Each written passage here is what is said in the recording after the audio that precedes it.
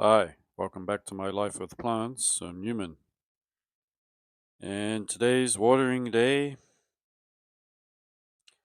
First of all, I'm going to start off watering Hoya cuticii, and as a matter of practice, I take all the plants to the sink. Before I start watering, I clean out the sink, of course, so that it's all sterilized and ready. And as you can see, this cuticii has really put on some growth over the summer. It did get repotted. It was in a chunky mix of cocoa coir and bark, but after the repot into akadama, it's done much better because it retains moisture. And my climate is very, very hot in the summer. The average temperature is around 37 degrees. And if you do not have an air conditioner, indoors will be 35, which is extremely hot actually for any plants. Hoyas seem to do quite well under that stress. However, they start dropping leaves towards the end of August. They've reached their limit of heat tolerance.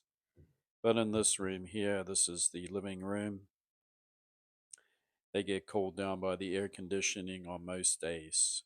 So next up, just off camera here, I'm just getting ready to water a phalaenopsis that I picked up for about $5 over 2 years ago.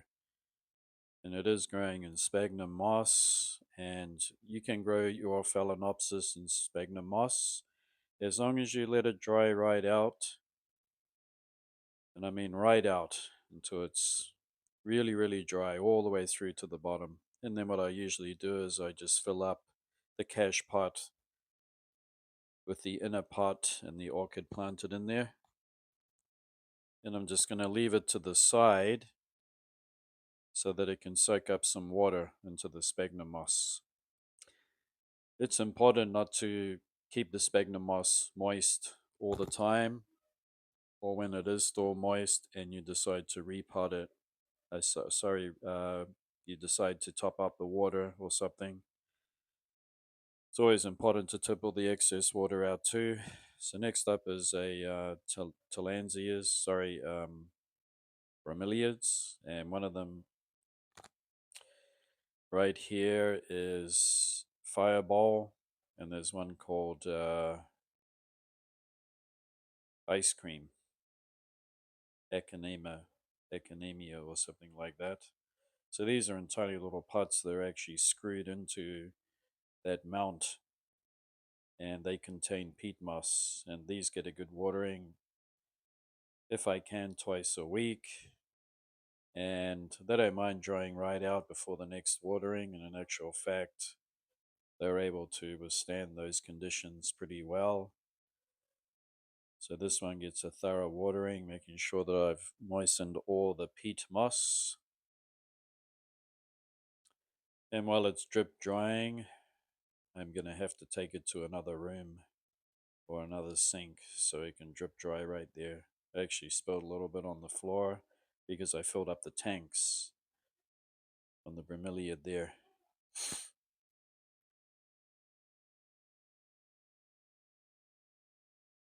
So to water all these plants in the living room, which I'm doing now, it can take anywhere between 30 to 40 minutes, excluding the ones that I have to water in the bedroom.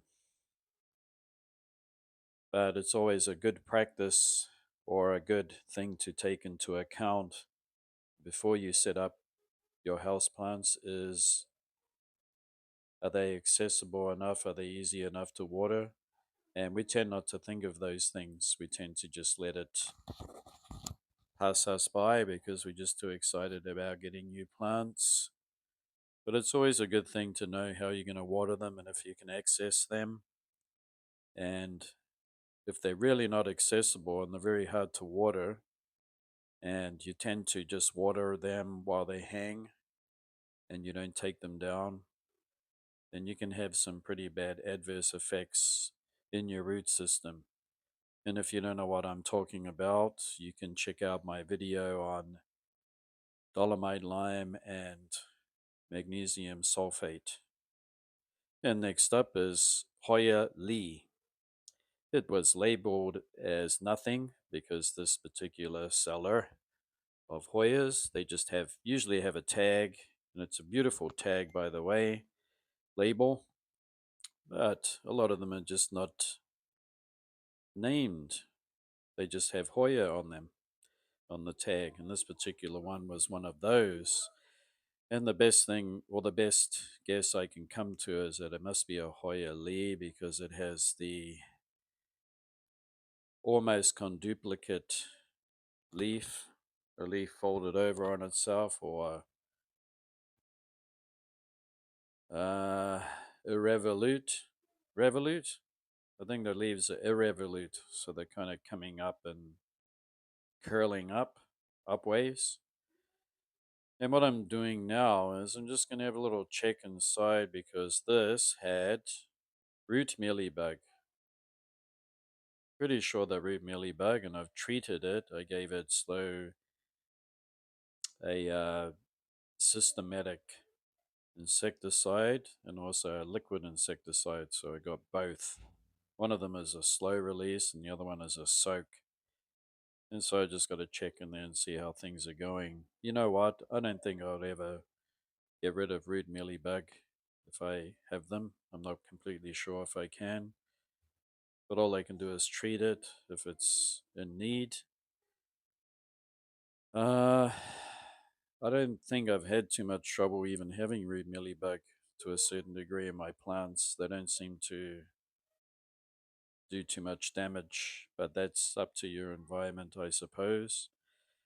Next, I'm just going to rinse off a few of the leaves on the side here because that's good for the plant too, to just get the dust off, accumulated dust on the plant. And when I do water, I fill it right up so the reservoir is overflowing. And next thing, I'm just going to drain it all out. And it is in a cache pot, so it's in a clear pot that's around the main pot. And once the roots start growing into the cache pot, I will at that time start to utilize the cache pot to give it extra water.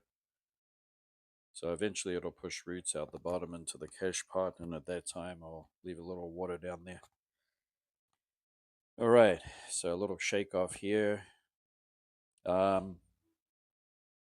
When I was watering, I did see some slow release fertilizer pop out, so it still is retaining some slow release fertilizer that has been in there for almost 2.5 months, so I'm not going to apply any more.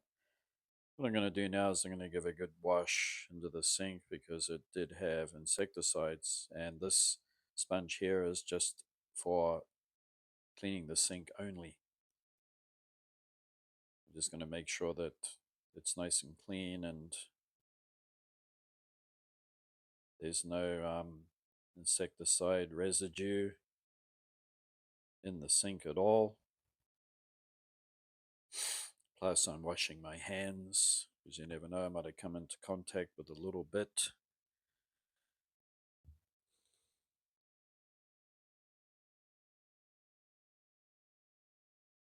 This is how I usually water my plants. There are a few that I don't take down and I just water them, and that's during the week. Some of them tend to dry out, like Eschenanthus. Eschenanthus is one of my house plants that's very, very thirsty and it tends to dry out. In that case, I don't need to take it to the sink. I just give it a quick water. But every week when I do water the main plants, I tend to take them to the sink. And that is because in any normal circumstances, when plants get watered in nature, the water rushes right through them.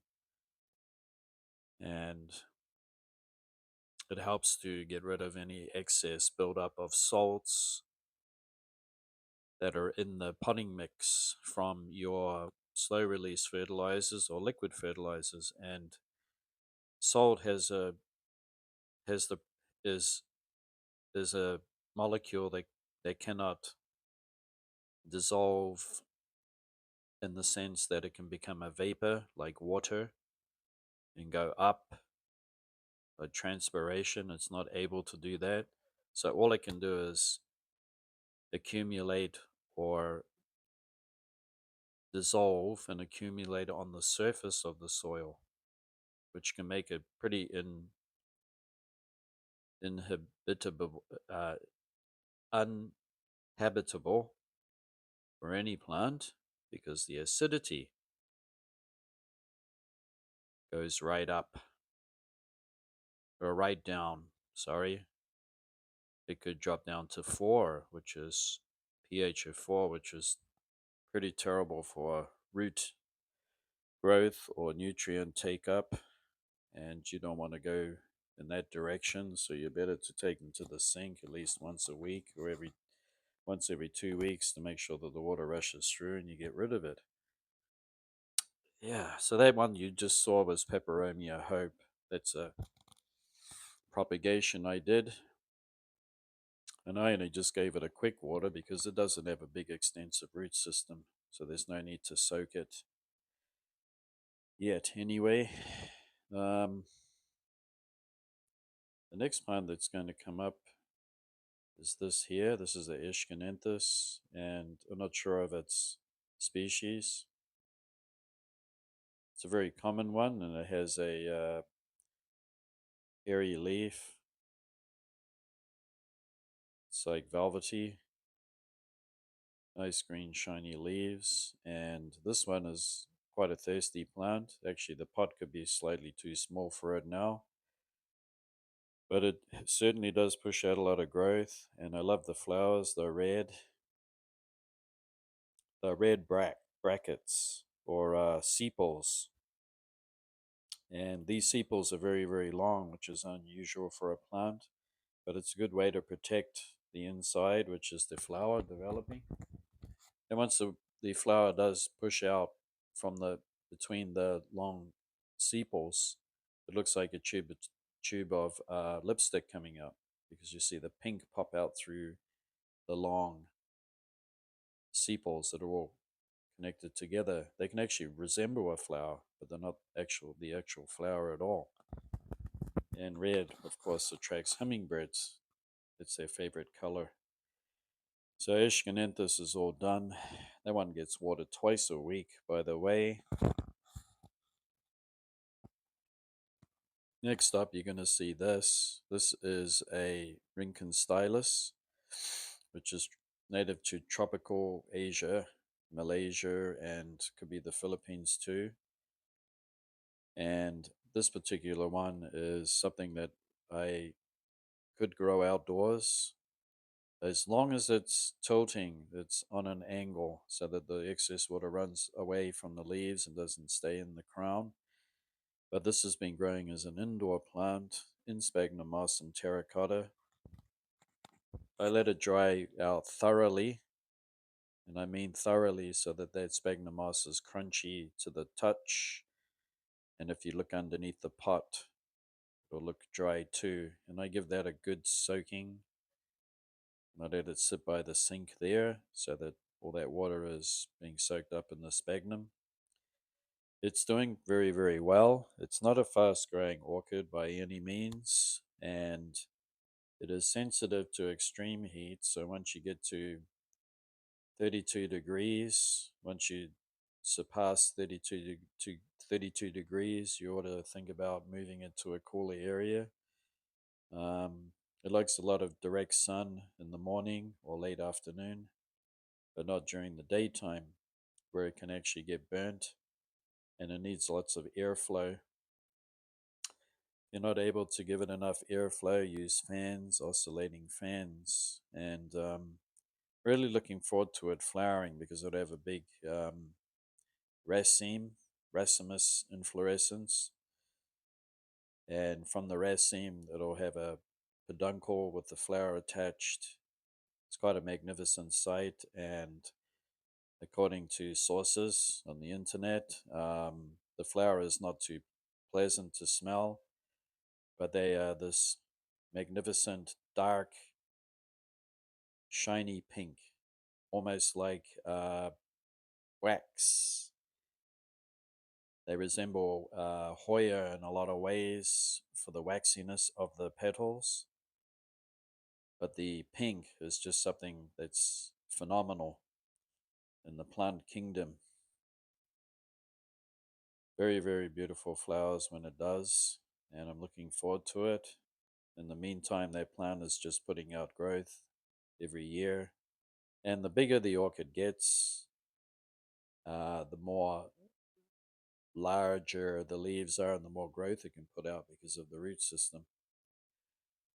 If it was to be grown outdoors, the Rincon Stylus would be better mounted on cork with a little sphagnum moss or nothing at all. Please refrain from planting it in a pot at all. And if you do, just plant it as is with no media, not even any lava rock. Just sit it in the terracotta pot. It would be the best way. This one is a Sarcochilas, native to eastern Australia, down the coast where there's quite deep ravines, where it grows down in there on the sides of cliff walls in the jungle. It's a plant that likes dappled sun. Whatever you do, don't give it direct sun during the summertime, it'll burn it. And it's a plant that really likes to dangle rather than sit upright. Whatever you do, if you are growing it outside, don't try to sit the pot horizontally or upright, vertically, sorry, vertical, not horizontal. What will happen is the water will collect in the crown of the plant, and it's got a tendency to drop a lot of leaves when it does that. So it's not a fan of having water in the crown whatsoever. I've had untold bad stories about that. So you're better, if you're to grow it outdoors, to have it hanging down like a phalaenopsis would on a tree trunk. Yeah, needs a lot of good airflow and a cool position with bright light. But whatever you do, don't give it direct sunlight. It doesn't tend to like that. And the heat, it's quite heat tolerant actually. Psychochilas has really put up with some heat last year on the balcony. It was in shade. It experienced temperatures well over 35 degrees, although it really wasn't the best thing for it. It survived through it, and it didn't drop too many leaves, but it did wrinkle up and go into dormancy from the stress. These days I've been growing it inside, so it's now become an inside orchid where it's doing really great, and I've had no problems growing it indoors whatsoever. And I'll resume doing it. But in any case, if the orchid doesn't like growing inside, if it just will not tolerate it, and definitely it needs to go outdoors. I think the next thing is another Ichcananthus radicans. It could be wrong. It has this neat mottling of the leaves, which makes it really attractive. This one's growing in a it has a cash pot that is just a empty drink bottle. It was what I had at the time, and I punched some holes in it and made a hanger. It's still in a pot that is actually semi-hydro, kind of a plastic pot that has slits in it. And this particular Ischananthus is super easy to grow. It's even easier than a Hoya, or as easy as the easiest of Hoyas that you could buy. It puts out a lot of growth in big spurts. Sometimes it goes a little dormant, but generally keeps growing, except for the cold months of winter. And what I do is, because I keep a little water in the cash pot there, I usually, when I do take it for a drink, I'll rinse it out like this. I let all the water soak through it, and then I'll tip out the excess just to get rid of salt buildup or accumulated uh,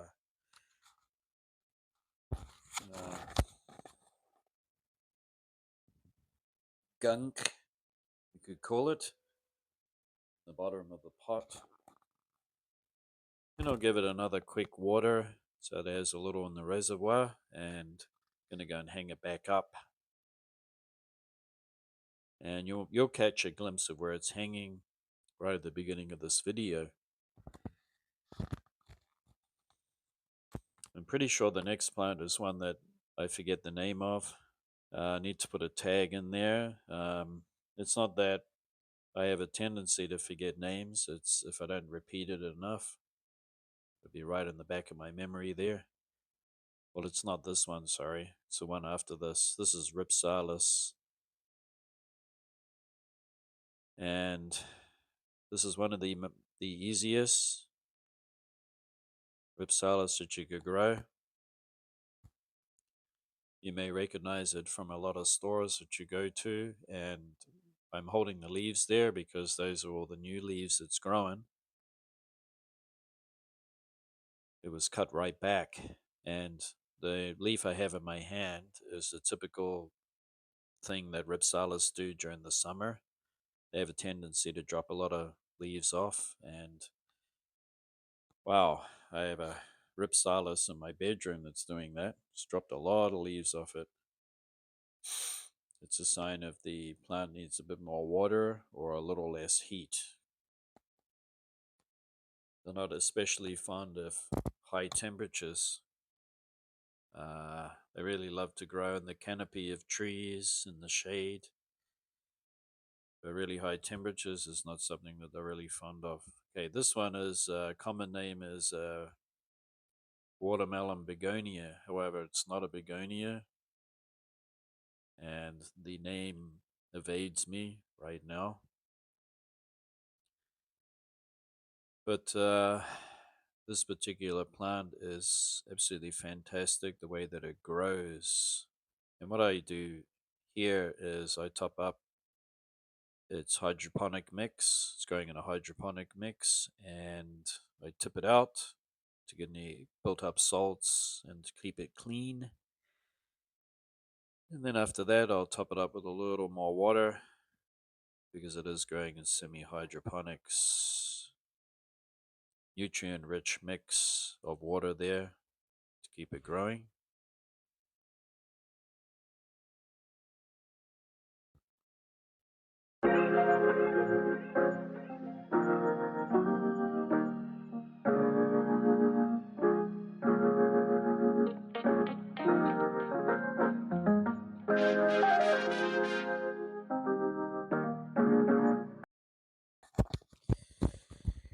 Okay, what do we have next?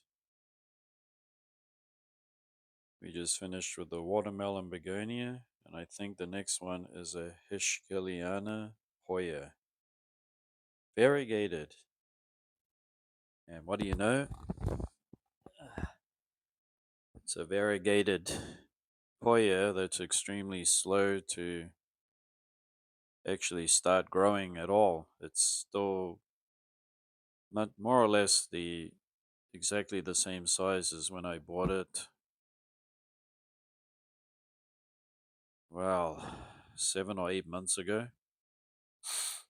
That this one stem that I bought, which you can see here, has grown a few leaves out of it, and it sent out a new stem to which the leaves dropped off. Which I have no idea why it did that. And when I look inside it, the glass pot, it has a good root system growing there. And I water it and tip it out just to make sure that there's no salts building up on the top or in the mix there to keep the plant healthy. And I top it up with just a little bit of water, not too much, so it stays just moist. And plus, it's allowed to dry out, but not completely, before I water it again. Maybe one day it's going to start growing, and I think that would be probably next month. I expect it to start growing once the temperatures start to cool down a bit, because admitting, admitting, admittingly, it's been excruciatingly hot. And today is forecast on the news just to refrain from going outside. And if you do, try not to do anything physical. All right. I think the next plant that we're going to look at is a Hoya Bella that is not actually hanging as it grows. It's sitting up on the windowsill on a pedestal, plastic pedestal, so it can dangle down a little bit. It's been growing really great. It's a thirsty plant. And today I need to take it to the sink, because what I have to do is to drain out the pot. This is one plant that I top up the water a lot, but I really need to take it to the sink. And what I'm doing here is I'm just taking off some dead buds. They've been dropping off on the windowsill, and I'm going to clean that up as I go. Keep it nice and clean. I keep all the area around my plants as clean as possible. There are no leaves, no dead flower buds or anything. One thing I can test with would have to be dust, and I do have a big cosmetic brush for that. And here we go. I'm going to give it a good watering and then a good flush out. Little of the media popped out there, but that happens. And I'm going to give it another good soak. Once again, tip out the water. I think at one stage here I'm going to try to remove the saucer at the bottom, but that is can be quite difficult. It's not easy to pop it off. Um, but I really need to do that every now and then, because you get algae that grows inside there, and we don't want to see that. So it needs to be cleaned. Once I've done that, I top it back up with water, so it has water in the reservoir, which is at the bottom.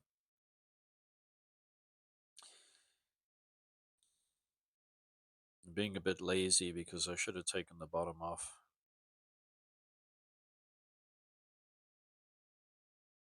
This plant has truly become quite a spectacle of a plant, and I really do have far too many Hoya Bellas. I have this one that you can see. I got one in the bedroom, and I have one more. No, I actually have two. Yeah, I have two Hoya Bellas. That's really hard for me to do because I'm going to have Hoya Bellas everywhere, but I don't have the space, so I just have two. If somebody really loves Hoya Bella and wants a plant, I'll make some cuttings for them, no problem, and I'll grow a new plant. But as it is, I've grown cuttings of Hoya Bella, and I don't have anyone that wants a Hoya Bella, so I end up with another plant and another, and I can count 5 Hoya Bellas here I have. that I really need to get off my hands because I don't have the space and they really need to go to a new home so somebody can enjoy them. Next up is this Phalaenopsis. It's called Lion King, out of all things. It's very hard to find information on this hybrid. I typed it in Japanese and I come up with one photo, one or two at the most. That's about all the information on it. It has a beautiful orangey, peachy, yellow bloom. It's quite exquisite. And that one is quite thirsty. It has a wrinkled leaf just because of the extreme heat that we've been having. And the air conditioner is on today to keep the room cooler. And it got a good watering and it's just soaking right now. This is the other Phalaenopsis that I watered not long ago, and I'm just going to drain out the excess water. What I do is I tip it upside down and I check to see how much excess moisture there is in the sphagnum moss, and you can see that it dripped out quite a bit. Plus I have a look in the bottom because I don't want any extra water floating around on the bottom there. That'll cause some rot, because being in a pot, it's not able to dissipate all that extra water and it can rot the roots. They like to come in contact with water, and then after that they like to dry out little by little. They don't want to be sitting in water. It's quite a nice plant, I think, considering that I've lost a lot of fowls in all the other rooms in the house. I have one left and it's in the bedroom. It is down to 3 leaves, which is typical for it, and it'll build up to about 5 leaves over the winter.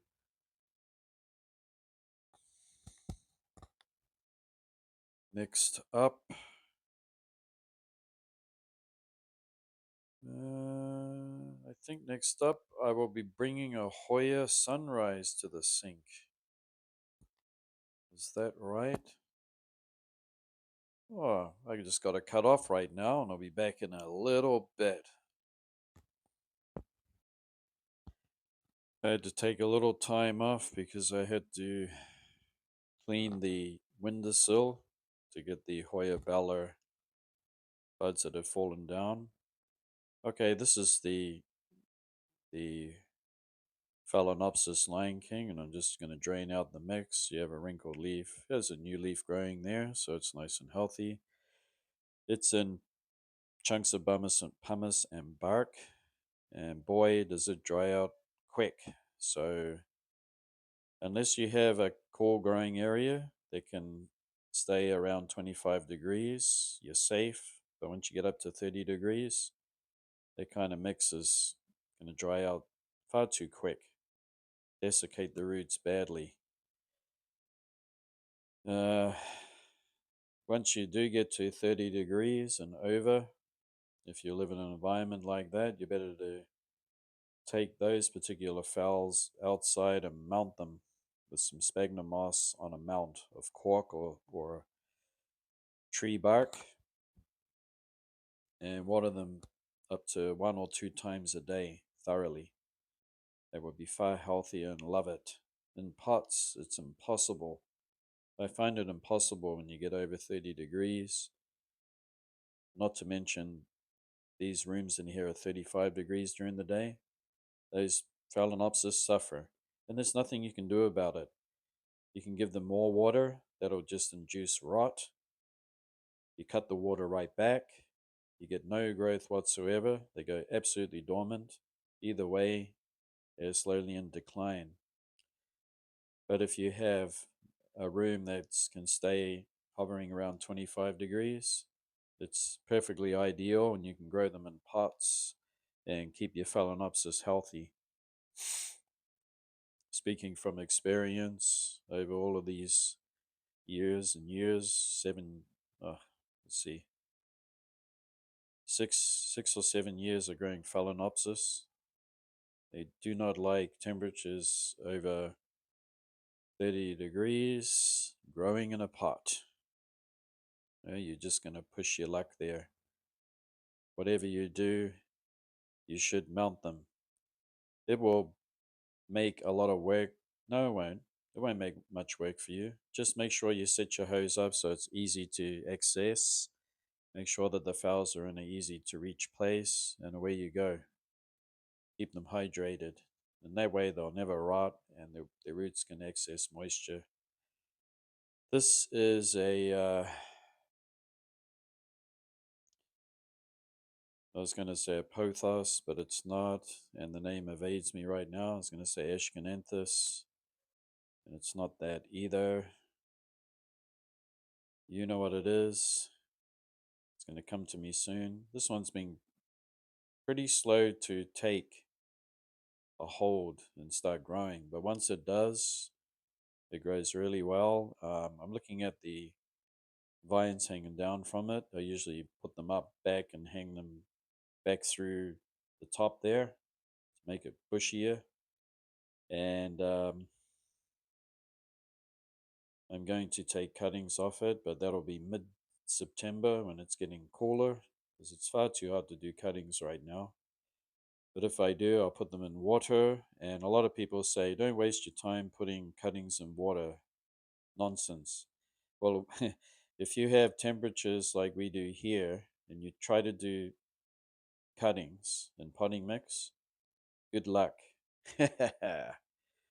They won't last long. And that is why a lot of people start them off in water.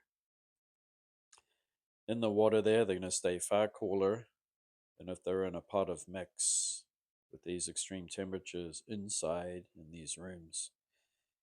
Um, if you do cut pieces off your Hoyas or anything and you live in high heat tropical zones like here during the summertime, put them in the water, because otherwise you'd have to throw them away. And when the weather cools down to around a max of, well, under 30 degrees during the day, um, and cooler at night, going down to about 20 degrees, it's just perfect to pot them up, and they'll do much better. Oh, doing cuttings and putting them in potting mix is really difficult in this heat. Even transplanting is extremely difficult. Schinepsis. There you go. There was a schinepsis. Schinepsis is something that you got to have a bit of patience with before it starts growing well. But eventually they do, and they make a nice plant. This is my Hoya Sunrise. It's one of two I have. It was actually a plant that was growing in with it was actually three plants planted together, but they started to compete with each other, and two of them were suffering big time, and I had to do a unpot and break them apart and grow one plant in each pot. Sometimes some Hoyas and some plants, they don't do too well if you plant too many cuttings in one plot. One plant's just going to become dominant and the others will die off unless you plant it in big, huge pots, which I can't do. So here I've done a little fertilizer that I use, liquid feed, and the dechlorinizer, as you know, I use, and refilling this bottle, getting ready. So this Hoya Sunrise grows in pumice and bark, and it's pretty free draining. It's in a cache pot. I don't keep water in the cache pot. For some reason, Hoya Sunrise doesn't require it. Whenever I do let roots grow out the bottom into the cache pot and I try to keep a bit of water in there, it rots. And that's just the way it is. So I can't do it. I got to tip all the water out once I've watered it. It doesn't like anything retained in the cache pot whatsoever. However, when it does start to dry out really quickly during the hottest times of the year, I do go around with my squirty bottle and give it a little water during the week. And that's about all it needs. Hoya Bella, on the other hand, is one that likes to have water in its cash pot. It's got a different growing habit, requires more water. And this plant puts out growth, steady growth during the summertime. Nothing exponential, nothing extreme, just enough good growth. If I wanted it to grow faster and bigger and bushier, I'd have to put it in a much larger pot. And I can't have the pots too large, otherwise, I don't think I have enough strength on the rails to be able to hang such enormous heavy pots. So the only thing I can do is unpot it and cut the root system, break it all up and repot it into the same pot. That would be another option. However, I rely on fertilizers, steady balanced fertilizers to do the job. And since I live in a tropical zone, repotting is a great option. It's also a curse because a lot of leafy plants, once I repot them, within 6 months, they need to repot again because of the weather and the temperature and the climate. They tend to fill their whole pot up with roots in a matter of time, and I can't be repotting every year my whole collection. So I resort to other ways to have healthy plants. And this here is a Phalaenopsis that I picked up a year ago, and it's still looking terrible because you got to have patience to bring them back from a plant that's almost had no root system. It was nothing that I did to the orchids. I actually bought them for quite cheap, and they were in the store, greatly underwatered to the point that the roots were just almost dying. And I've been slowly introducing water. I did repot it. I put fresh sphagnum moss around the roots, around the stem actually, because there are no roots. And the only roots I have are aerial. And as you know, aerial roots, if you shove them in the mix, they'll just die back. So I just keep this, I give it a water and I try to keep it moist as possible, but not all the time. Try to let it dry out in between waterings just to be on the safe side, and this orchid will pull through in the end. I would think that it would have one or two new roots growing by now. Yeah, there's no fast way out of it, unfortunately. Probably the best thing I could do for that would be to mount it and put it in the garden. But in this heat and having a lack of a root system, it could die. It could happen too. This is a Dischidia rucifolia, which is something that I think a lot of people would have. This is the variegated form, and yes, it did put out that new growth there with a much brighter greenish yellow leaves. And I checked the mix and it's still moist, so I don't need to water it today. Being a variegated plant, I think it's just normal for those variegated plants to just take their time to grow. And it's in no lack of light. It's in an area where it actually receives some direct sun through the window, but not all day.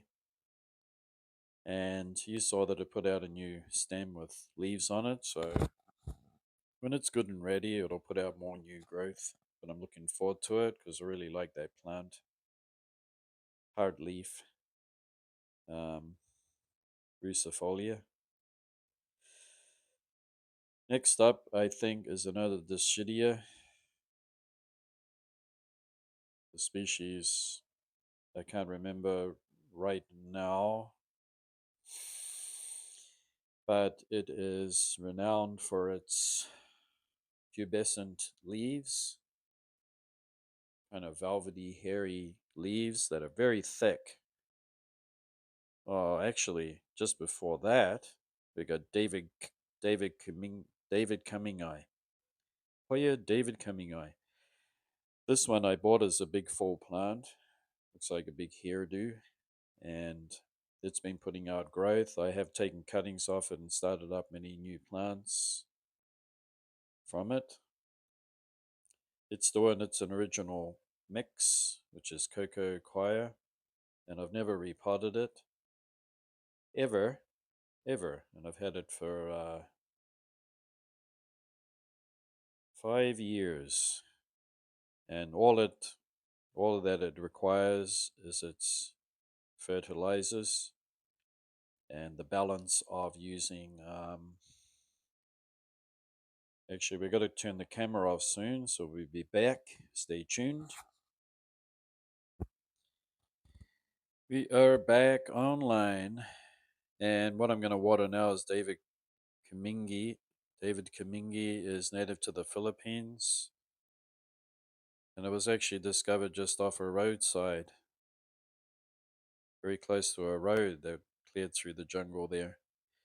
And as I said, this one's never been repotted, and look how luscious and beautiful it is.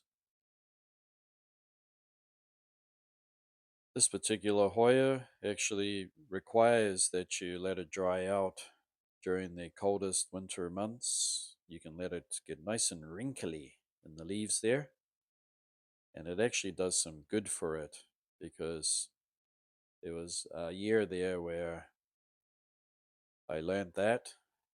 I let it get very, very dry and wrinkled, and then I watered it very sparingly. When the spring came, I started to introduce a little more water, and then I gave it its first decent water, and boom, all of those peduncles came to life with flowers. So it's definitely something that, if you do grow it, this one is in no cash pot, however, doesn't need one. It's a Hoya that really doesn't like to be in a cash pot with water in it. Even if it does get some roots that come out the bottom of the pot, it's just one of those Hoyas that just doesn't like it at all. It's got some succulence to it, so it requires some dryness before it gets watered again. It's not one that to keep it moist all the time, if you want it to be healthy, that is. Okay, after that is that Dischidia hirsuta, I think. Hirsuta, the one with the pubescent leaves, and they're very, very thick, and they have this really neat texture to them, these raised bumps on the surface of the leaf. So they're quite rough to the touch, and this particular Dischidia is in a cash pot, but I do not keep water in it. The reason why I use a lot of cash pots is to stop them drying out far too fast after I water them. So what the cash pot does is it makes the medium dry out slower. Being in a tropical hot zone like I am living in, and if I was to have no cash pot, it would dry out really, really quickly. So the plants like to dry out little by little over the next week, but not too quick. And I'm going to use plenty of water to soak this whole root bowl like that. We're going to have a little zoom in and look at this beautiful plant.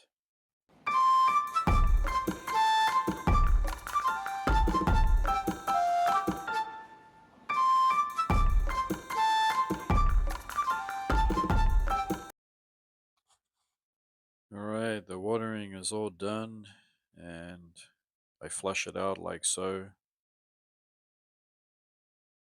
This shittier isn't doesn't really require any water in the cache pot, but as I said, the cache pot helps to stop the medium drying out too quickly after watering, and it keeps some moisture in there.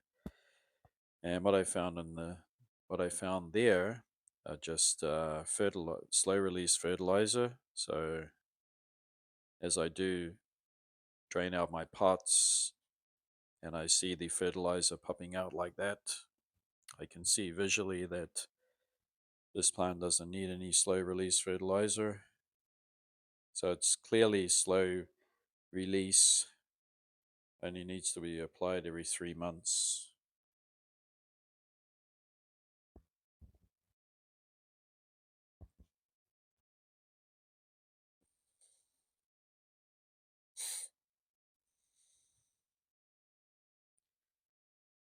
Next up,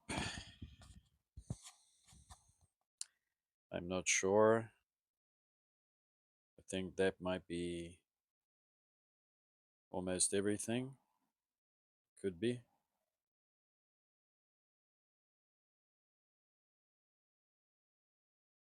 What do I have left to water?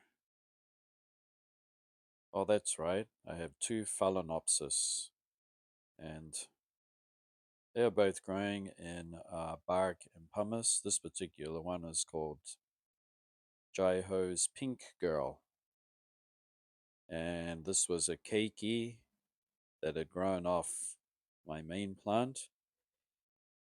It's been growing in this pot for well over 3 years, and it's even had a time where a lot of the roots have died off. I still haven't repotted it. I just keep it in that pot because I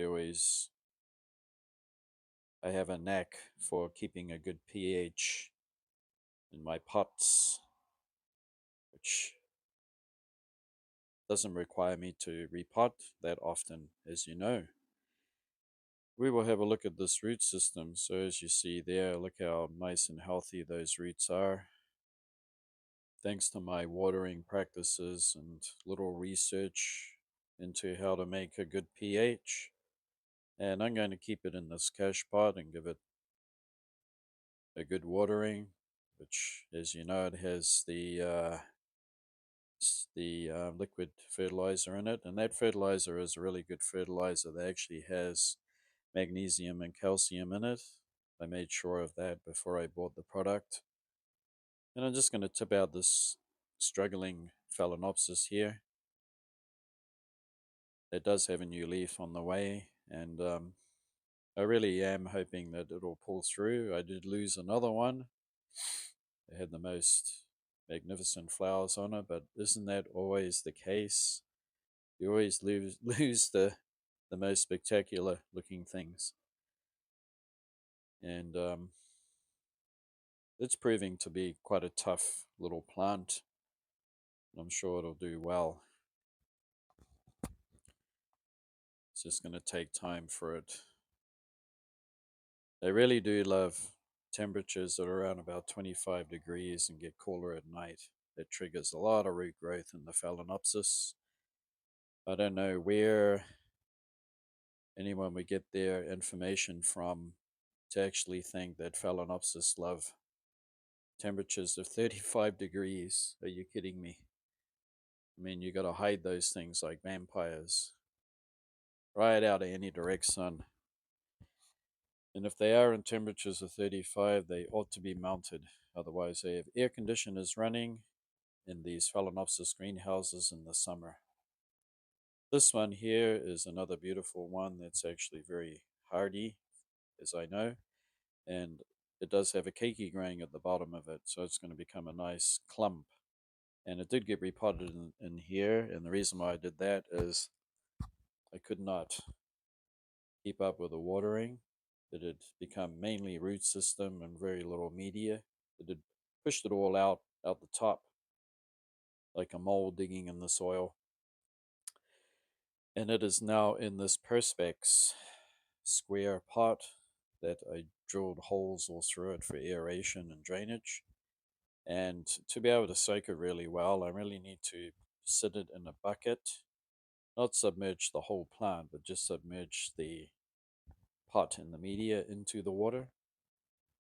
But another good way is just to use two big bottles that I'm using here and to keep watering and watering away until you really get in all the nooks and crannies of the bark and pumice there and give it a good hydration. This plant is starting to look much better. It got repotted approximately 3 or 4 months ago or longer. I think I repotted it in about the end of May, June, July, August. Okay, that's about 2.5, 3 months, somewhere around that. And I did not disturb the roots at all. I kept it in contact, and what I did is the outside roots, I just opened them out just a little bit so that they have a different direction to go, but I didn't play around in the root system too much. What's great about clear pots is that you can see what's going on with the root system, absolutely, completely clear vision of what's going on in there. Whereas you have a dark pot, you really don't know what's going on inside it. So the best thing to do is have a dark cash pot if you want a nice, beautiful blue or a nice dark red. If you want a nice, pristine, shiny white pot, whatever you like. And then have the clear pot as the inner pot where it's planted into, is your best bet. I really like having the clear pots. They help so much with being able to inspect the root system. And I'm just going to water and water and water away. And all the water just pours out the bottom there. Nothing is retained in the mix except for it being moist. No excess water drains out very well. So I really drilled a lot of holes in it.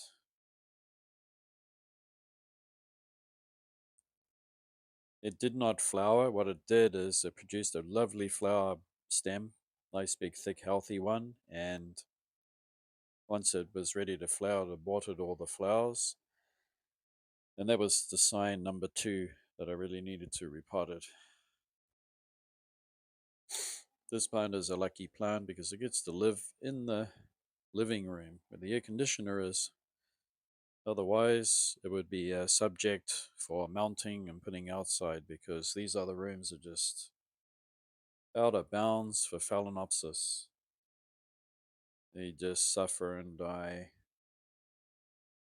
So, as I was saying before, I've heard comments made that, oh, yes, they love being in these greenhouses with temperatures of 35 degrees.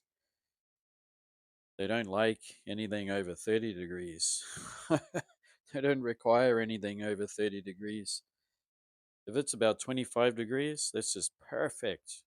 An abundance of growth, roots and everything. 25 is the is the perfect temperature, and going right down to about 15 or 16 degrees at night is absolutely perfect for them.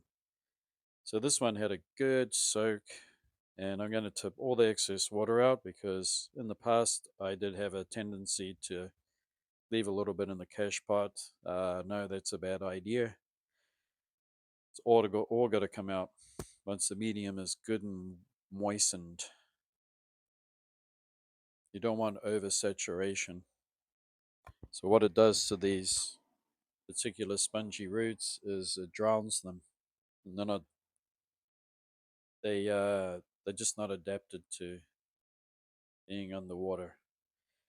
Talking about being underwater, there is a grower, EJ, and I'm going to put his channel up here in the corner. And if you want to check him out, go ahead. He actually grows his Phalaenopsis in semi-hydro. and he's very clever, and he's got a green thumb. He knows what he's doing, and he can grow these plants that way. However, he comes from Northern Europe and the Netherlands, and I'm pretty sure he gets pretty high temperatures, but not like we get here in Japan.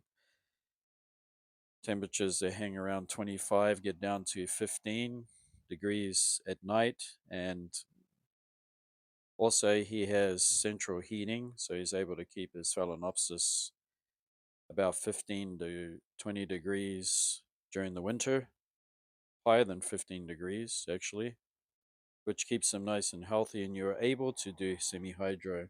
Please, whatever you do, if you have an unheated room that's about 10 degrees at night and maybe warmer during the day, um, that can have an adverse effect and kill the roots. Just something to have in mind. Otherwise, if you can have central heating and you can keep a balanced warm temperature, it's possible to do semi-hydro. But you should check out his channel. His Phalaenopsis wall is just absolutely amazing. The blooms.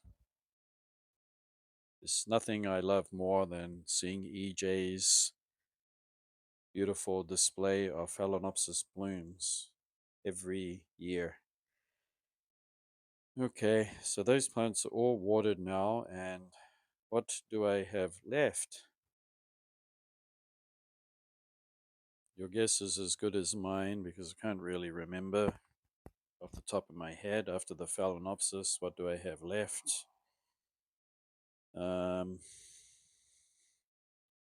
Actually, nothing. And we'll see you next time. Thanks for watching.